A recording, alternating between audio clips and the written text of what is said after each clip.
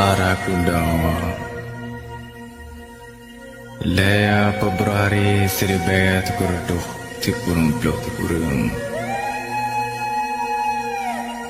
Pohsa malam ni bauronyan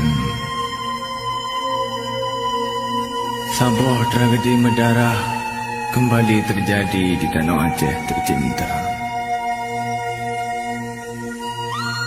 Kalinya menimpa saudara-saudara Danau di Dijun. Bak posa malamnya ke urang-urang tanya ditimbak secara biadab. Le oknum-oknum hana bertanggungjawab. Neba malamnya ke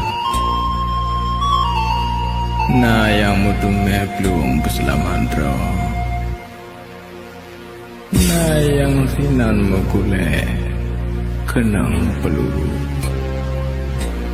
Masya Allah.